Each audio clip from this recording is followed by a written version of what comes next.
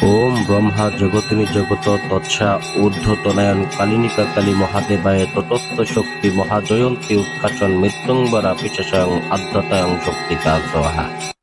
দমন করবেন। শত্রু দমন করার জন্য অনেক জায়গায় অনেক কবিরাজদের কাজ করাইতেছেন, কাজ করার চেষ্টা করতেছেন, হাজারে হাজারে টাকা নষ্ট করতেছেন, কিন্তু করতে পারতেছেন না। আজকে আমি আপনাদেরকে এমন একটা নকশা দিব, যে নকশার মাধ্যম দিয়ে 24 ঘন্টার মধ্যে শত্রু দমন করতে পারবেন পৃথিবীর যে কোনো প্রান্ত থেকে।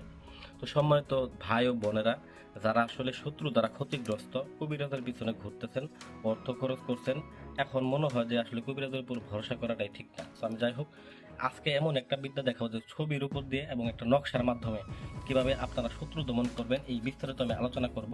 তবে এই বিদ্যাটা কাজ করার পূর্বে আমি আপনাদেরকে বলে রাখি, যারা আমার এই বিদ্যাটা দেখবেন তারা মনোযোগ সহকারে প্রথম থেকে শেষ পর্যন্ত দেখবেন, তাহলে বুঝতে পারবেন। এছাড়া মূলত দেখা গেছে কাজের কোনো ধরনের বুঝতে পারবেন না। অন্য জায়গায় তো মানুষে ভোকাস কথা বলে আপনাদের প্রতারিত করবে। তো অনলাইনে কিন্তু অনেক তান্ত্রিক কবিরাজ বেরোচ্ছে, যাদের কাছ থেকে আপনারা সাবধান থাকবেন, কারণ প্রতারক দেশ থেকে সাবধান। এটা 100 বার বলে, এটা এক প্রকার পুতুল বান। এই পুতুল বানটা এমনই পাওয়ারফুল বান, এটা আপনি পৃথিবীর যে প্রান্ত থেকে মারেন না কেন, শত্রু যত বড় শক্তিশালী হোক না কেন, তার শরীরে যদি শরীর বন্ধ করার তাবিদও থাকে, এই বিদ্যাটা 100% কাজে দিবে। এটা এমনই পাওয়ারফুল একটা বিদ্যা। তো এমন একটা বিদ্যা নিয়ে আজকে হাজির হয়েছি। এই বিদ্যাটা দিয়ে আপনারা কাজ করবেন, কিভাবে কোন সময় করবেন আমি বিস্তারিত দেখাই দেবো। এই দেখেন, আমি আজকে একটা গজাল নিছি এবং এই কবরস্থান থেকে আমি মাটি নিয়ে আসছি, মাটি নিয়ে এসে পুতুল বানাইছি এবং পুতুলটাকে জাগ্রত করছি। তো বিশেষ করে জাগ্রত করে নিয়ে বসে তারপর আমি কাজটা করতে বসছি। এখানে বিষয়টা হচ্ছে এই যে নকশাটা, আপনারা যদি ভিডিও না দেখেন তাহলে বুঝতে পারবেন। এই সেই নকশা, এই নকশাটার মাধ্যম দিয়ে আপনাকে কাজটা করতে হবে। এই নকশা আপনারা যদি চান, আমি আমার মাধ্যমে যোগাযোগ করে নিতে পারবেন। ইমোতে, এই নাম্বার ইমো আছে, ইমোতে যোগাযোগ করে নিতে পারবেন এই নকশাটা। এবং দেখেন এখানেও স্পষ্ট আমি ভালোভাবে দেখাই দেওয়ার চেষ্টা করতেছি, যাতে করে আপনাদের লিখতে সুবিধা হয়। তো যাই হোক ভিউয়ার্স, এতটুকু এইভাবে আপনারা নকশাটা অঙ্কন করে নেবেন। প্রথমত নকশাটা অঙ্কন করবেন শ্মশানের কয়লা দ্বারা। শ্মশানের কয়লা দ্বারা নকশাটা অঙ্কন করে নিয়ে আপনারা নাম লিখবেন এবং পিতার নাম লিখবেন। দেখেন এখানে এই এক পাশে লেখা আছে বাবার নাম, এক পাশে লেখা আছে শত্রুর নাম লেখা আছে, ঠিক আছে। এবার আপনারা নামটা লিখে নেবেন। আমি যাই হোক নামটা নিরাপত্তার স্বার্থে আমি এখানে লুকায়িত করে রাখলাম, এখানে নকশাটা দেখানোর প্রয়োজন মনে করি না। তো পরবর্তীকালে আর একটা ছবি নেবেন, ছবির মধ্যে মন্ত্র দেখা গেছে, ছবিটা আমি সিঁদুর দ্বারা মন্ত্রপুত করে নিচ্ছি অলরেডি।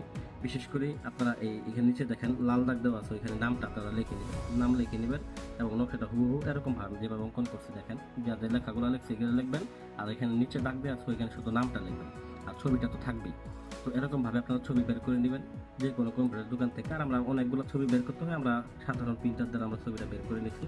আর বিশেষ করে এই কাজটার জন্য আরেকটা সামগ্রী দরকার, যেটা হচ্ছে এই যে একটা পুতুল, যেটা কিন্তু আমি কবরস্থানের মাটি দ্বারা কিন্তু এটাকে আমি ব্যবস্থা করে নিছি, এটাকে কিন্তু বানায় নিছি। তো আপনারাও বিশেষ করে এটাকে কবরের মাটি দ্বারা সুন্দর করে পুতুলটা বানায় নেবেন এবং পুতুলটাকে জাগ্রত করে নেবেন। জাগ্রত করে নেওয়ার পরে এবং নকশাগুলো এরকমভাবে অঙ্কন করার পরে দুইটাকে, ছবি এবং নকশা দুইটা একত্র করে নেবেন। দুইটা একত্র করে নিয়ে সুন্দর করে আপনারা এটাকে পেঁচায় নেবেন, ভালো করে এটাকে পেঁচায় নেবেন। যদি এটাকে সুন্দর করে পেঁচায় নেওয়ার পর আপনার কাজটা হবে কি, এটা হচ্ছে প্রয়োগের পালা। তবে একটা কথা বলে নিই, এখানে একটা বিষয় আপনাদের মানতে হবে, যখন কাজটা করবেন, যাদের আপনাদের কাজ হয় না অনেকের, কেন কাজটা হয় না, কারণ আপনার নিয়ম মানেন না। নিয়মটা কি, মেন নিয়মটা কি আমি বলি। মেন নিয়মের ক্ষেত্রে যেটা হচ্ছে সেটা হচ্ছে যে আপনারা গরুর মাংস খায় কাজ করেন, কাজটা হবে কেমনে, কারণ এটা হচ্ছে এক প্রকার কালিচালান। এই কালিচালানটা করতে গরুর মাংস খাওয়া যাবে না, এবং কি আপনারা যেদিন কাজটা করবেন ওর 3 দিন আগে থেকে স্ত্রী সহবাস আপনারা বাদ দিতে হবে। আর আপনাদের মেয়ে হয়ে থাকেন তো আপনার স্বামীর কাছে যাওয়া যাবে না, আপনাদের সাধক, মেয়ে সাধক হয়ে থাকেন। তো অনেক সাধক ভাইয়েরা কাজবাজ করেন আমাদের মতো ভিডিও দেখে, তাদেরকে বলবো আপনারা নিয়ম মানেন, নিয়ম মানলে আপনারা শতভাগ ফলাফল পাবেন, এবং অন্যথায় অন্যান্য সাধারণ মানুষদেরকে হয়রানি করবেন না, এই বিষয়টা আপনারা খেয়াল রাখবেন। তো যাই হোক, পরিশেষে আপনারা এটাকে ভালো করে পেঁচায় নেবেন। পেঁচায় নেওয়ার পরে বিবাস, এই যে পুতুলটা দেখতেছেন, এই পুতুলটার পেটের মধ্যে আপনার এটাকে ভালো করে ঢুকায় নিতে হবে। মনে রাখবেন এই পুতুলটা ঠিক এই যে পেট, আমি যেখানে এখানে যে ছিদ্রটা দেখতে পাইতেছেন এই জায়গায় ভালো করে গর্ত করে ফাঁকা করে নিয়ে তারপর আপনার ঢুকাই নেবেন। আমি পরে ঢুকাবো, কারণ এটা মধ্যে হয়ে গেছে আমার কাজ আরও বাকি আছে। বলতে আমার যে সিঁদুর পরাটা আছে, এই সিঁদুর পরাটা আমার আর একটু লাগাই নিতে হবে। এবং এখানে একটা মন্ত্র আছে, ওম জয়ন্তী মঙ্গলা কালী ভদ্রকালী কাপালিনী দুর্গা শিবে কামাত্রী শাশ্বত নমস্তুতে কালী কালী মহাকালী কালিকা পাপরণী ধর্মকম্পতি নারায়ণী নমস্তুতে। এই মন্ত্রটা আপনাদেরকে বা পাঠ করতে হবে সাবধান কাজটা শুরুর পূর্বে। এবং কি এইটাকে এই যে এখানে এইটা দেখতেছেন আপনারা গজাল বলে যাকে, এই গজালটাকে আপনার কী করতে হবে, এই শত্রু যে আপনার মাটির পুতুলটা আছে এই পুতুলটার পেটের মধ্যে এই মন্ত্রটা পাঠ করবেন আর ঢুকাই দেবেন। এটা এই নকশাটা দেওয়ার পরে এই যে নকশাটা আপনারা যেটা পেঁচাইছেন এই নকশাটা এর মধ্যে ঢুকাই দেওয়ার পরে তারপর আপনারা মধ্যে কী করবেন, এই গজালটা ঢুকাই দেবেন। ঢুকাই দেওয়ার পরে এই গজালটাকে সরাই ফেলবেন এবং পুতুলটাকে কবরস্থানে দেয় পুঁতে দিয়ে আসবেন পুতুলটাকে। এটা কিন্তু শুধু মৃত্যুবার না, কারণ এটা আপনার মৃত্যুর পূর্বে, মৃত্যুর মধ্যে এটা ফলাফল আসবে 24 ঘন্টায় এবং এটার মধ্যে মারা যাবে 3 দিনের বেলায়। এখানে এই বাকি যে 2 দিন থাকবে মাঝখানে, এই 2 দিন কি হবে, এই 2 দিন তার লিঙ্গ এবং তার শরীর অসুস্থ থাকবে। এটা একজনকে আমি করে দিছি, তার ফাঁকে আমি আপনাদেরকে দেখাই দিলাম।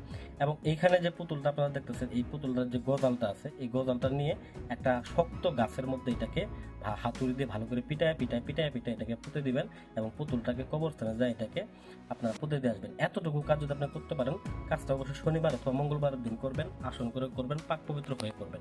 হ্যাঁ, পৃথিবীর যে প্রান্তে শত্রু থাকুক না কেন, শত্রু যত বড় শক্তিশালী হোক না কেন, শত্রু টিকতে পারবে না, এটা 100% গ্যারান্টি। আশা করি ভিডিওটা ভালো লাগবে, ভিডিও ভালো লাগবে ভিডিওতে লাইক করবেন, চ্যানেলটা সাবস্ক্রাইব করবেন। ধন্যবাদ সবাইকে।